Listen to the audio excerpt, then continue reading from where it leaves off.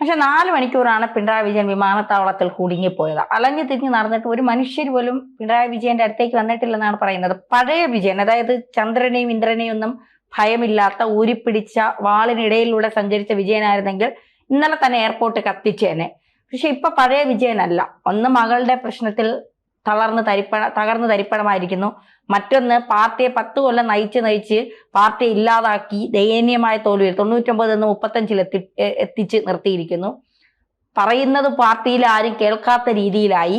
ഒരു വിലയുമില്ലാത്ത രീതിയിൽ പിണറായി വിജയൻ പാർട്ടിയിൽ മാറിക്കഴിഞ്ഞു. യഥാർത്ഥത്തിൽ പിണറായി വിജയന്റെ പതനമാണ് നമ്മൾ കാണുന്നത്.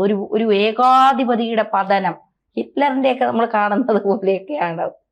പിണറായി വിജയന്റെ കേസിലെ സത്യത്തിൽ ഒരു തനിനിറാണ് നമ്മൾ കാണുന്നത്. പിണറായി വിജയൻ ഒരു വ്യാജ നിർമ്മിതിയാണ്. അതെ, ഇതൊക്കെ തന്നെ നരേറ്റീവാണ്. ആളുകൾ പിണറായി വിജയനെ കൊണ്ട് കാര്യം നേടാൻ വേണ്ടി ആളുകൾ ഓരോരോ കാലത്തിൽ ഉണ്ടാക്കിയ ഈ വാഴ്ത്തുപാട്ടുകളൊക്കെ ഉണ്ടല്ലോ, അതൊക്കെ അതിന്റെ ഭാഗമാണ്. അതിൽ അഭിരമിച്ചിട്ട് പിണറായി വിജയൻ ഇടക്ക് തള്ളും. പഴയ വിജയനായിരുന്നെങ്കിൽ ഇങ്ങനെയല്ല, ഊരിപ്പിടിച്ച വാള് എന്നൊക്കെ അദ്ദേഹത്തിന്റെ കഥകളാണ്. അദ്ദേഹത്തെക്കുറിച്ച് പറയുന്ന ഏറ്റവും ഒടുവിലത്തെ സത്യസന്ധമായ ഒരു ഇന്റർവ്യൂ നമ്മൾ കണ്ടത് പ്രശാന്ത് ബ്രോയുടെയാണ്. പ്രശാന്ത് IAS അദ്ദേഹം പറഞ്ഞ തട്ടുംപുറത്ത്, അദ്ദേഹം പറഞ്ഞത് മറ്റൊരുപാട് സംഭവങ്ങളാണ്. കേട്ടപ്പോ എനിക്ക് തോന്നിയത് തട്ടുംപുറത്ത് എലി ചാടിയാൽ പേടിച്ച് നിലവിളിക്കുന്ന ഒരു കുട്ടി ഉണ്ടല്ലോ. അല്ല, മാഷ് ഇന്നലെ ചെയ്ത ഒരു വാർത്തയുടെ താഴെ മാഷിനോട് പറയുന്ന തരത്തിൽ ഒരാളൊരു കമന്റ് ഇട്ടിട്ടുണ്ട്. മാഷ് പറയുന്നതൊക്കെ ശരിയാണ്. രാത്രി കഥ അടച്ചിട്ട് ഈ ഗസ്റ്റ് ഹൗസിൽ കിടന്നിട്ട് രാത്രി എണീച്ച് നോക്കുമെന്ന്, കഥവ് കുറ്റിയിട്ടിട്ടുണ്ടോ എന്ന് പിണറായി വിജയൻ. സത്യമാണ്.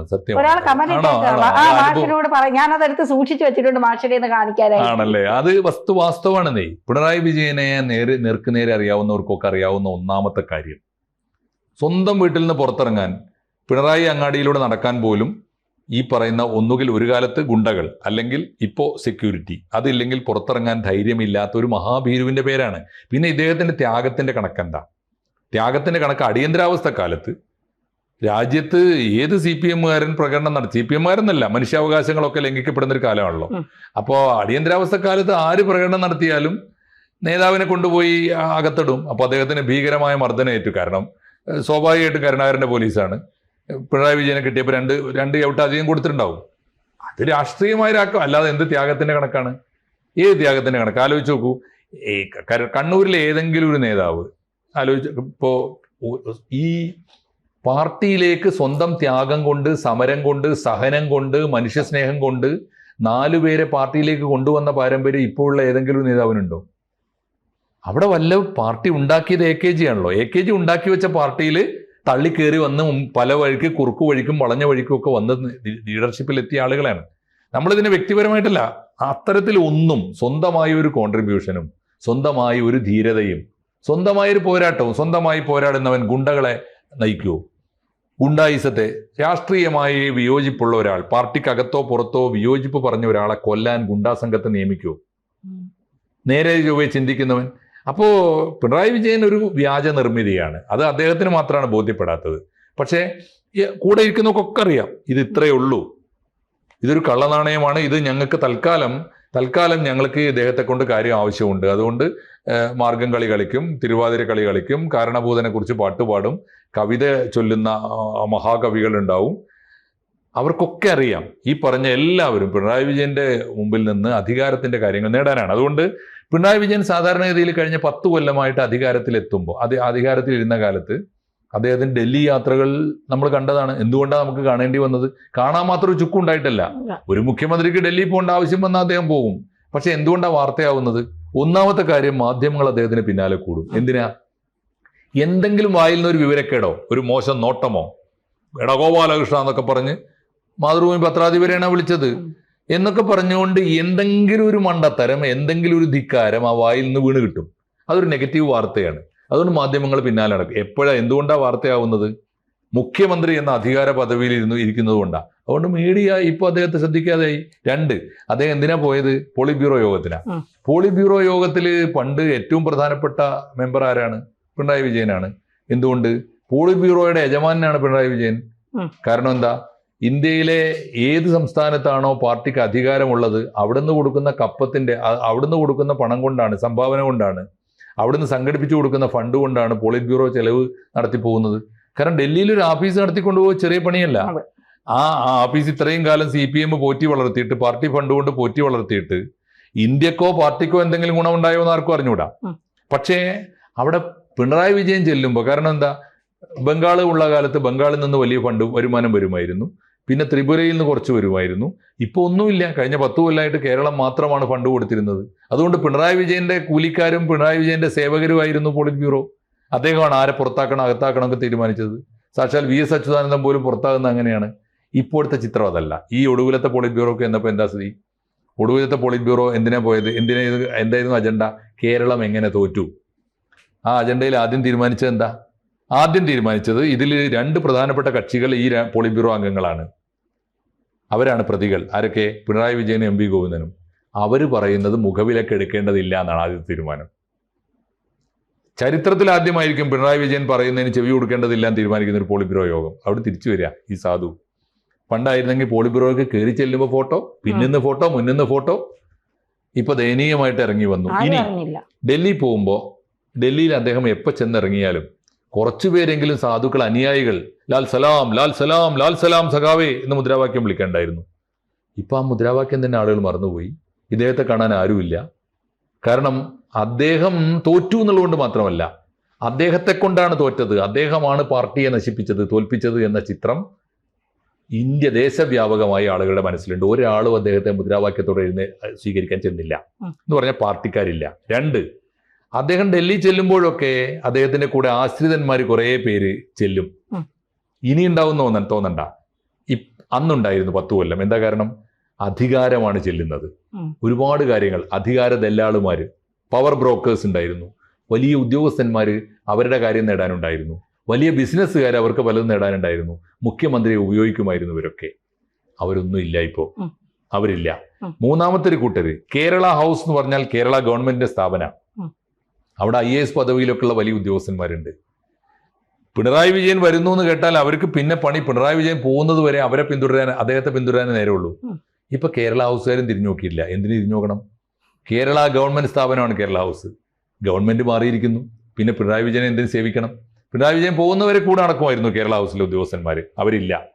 കേരളത്തിന്റെ നികുതി പണത്തിൽ നിന്ന് 4 ലക്ഷം രൂപയെങ്കിലും കൊടുത്തിട്ട് ശമ്പളം കൊടുത്ത് നിർത്തിയിരുന്ന ഒരു ഉദ്യോഗസ്ഥൻ ഉണ്ടായിരുന്നു, പ്രൊഫസർ KV തോമസ്. അദ്ദേഹത്തിന് എന്തായിരുന്നു പണി? പിണറായി വിജയനെ സേവിക്കുക. അല്ലാതെ പ്രത്യേകിച്ച് അവിടെ കേന്ദ്ര ഗവൺമെന്റുമായി സംസാരിച്ചിട്ട് ഒന്നും ഒരു ചുക്കും കേരളത്തിന് കിട്ടിയിട്ടില്ലല്ലോ ഇതുവരെ. അപ്പോ പിണറായി വിജയനെ സേവിക്കാൻ വേണ്ടിയായിരുന്നു KV തോമസിന്റെ പണി.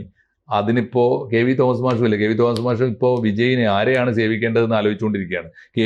സതീശൻ വിളിച്ചാൽ ഇങ്ങോട്ടും വരും. അദ്ദേഹത്തിന് ശമ്പളവും സൗകര്യങ്ങളും വേണമെന്ന് മാത്രമേ ഉള്ളൂ. അദ്ദേഹം ഇവിടെ നിൽക്കും. അതൊന്ന്.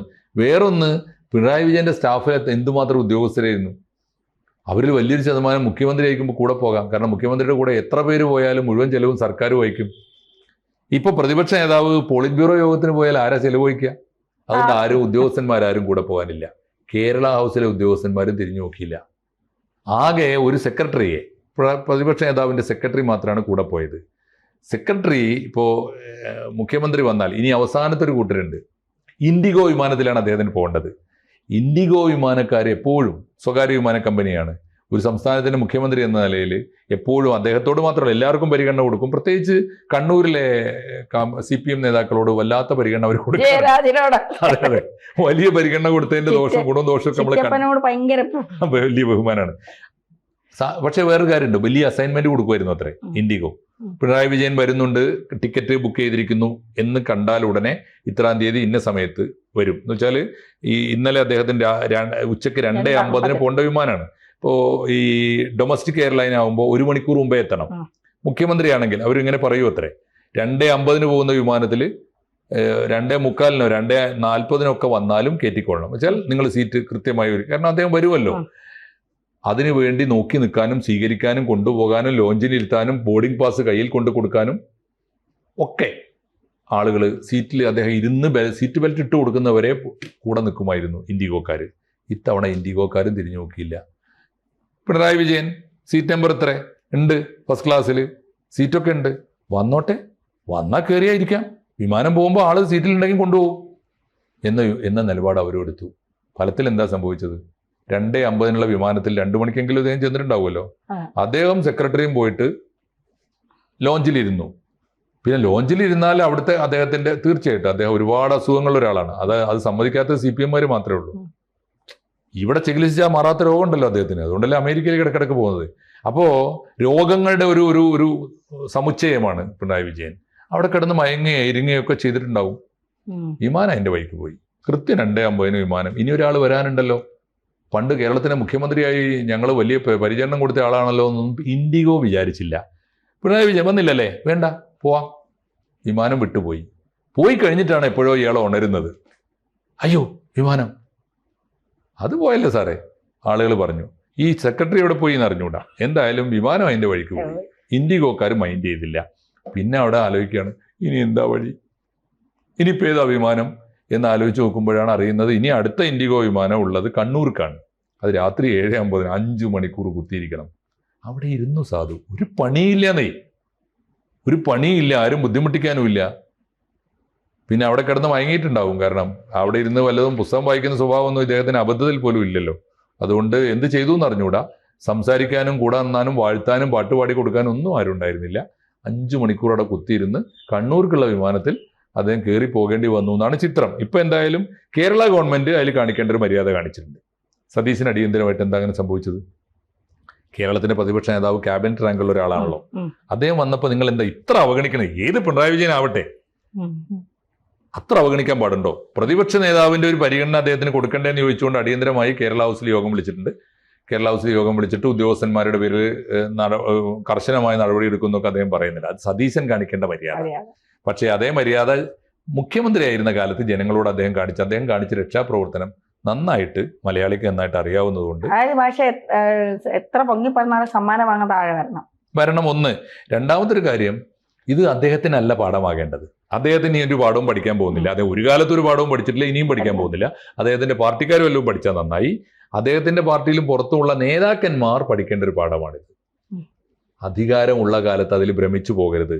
ആ കസേരയെ വലയം വെച്ചുകൊണ്ട് ഈ തിരുവാതിരക്കളി കളിച്ചവരൊന്നും അധികാരത്തിന്റെ പിറ്റേന്നും ഉണ്ടാവില്ല. ആ കസേരയിൽ ഇരിക്കുമ്പോൾ ജനങ്ങളെ മറക്കാതെ കാരുണ്യപൂർവ്വം ജനങ്ങളെ സ്നേഹിക്കുകയും നാടിനെ ആദരിക്കുകയും ചെയ്താൽ പിന്നെ ഈ ഓർമ്മയുണ്ടാകും. ഈ പാഠം ഇന്നലെ പിണറായി വിജയന് പഠിക്കാനല്ല, നാട്ടുകാർക്ക് പഠിക്കാൻ ഇൻഡിഗോ ഒരവസരം ഒരുക്കി. ഇൻഡിഗോക്ക് നന്ദി പറയാം. കൂടുതൽ വാർത്തകളും വിശേഷങ്ങളും നിങ്ങളിലേക്ക് എത്താൻ ABC മലയാളം സബ്സ്ക്രൈബ് ചെയ്യുക, ബെൽബട്ടനും അമർത്തുക.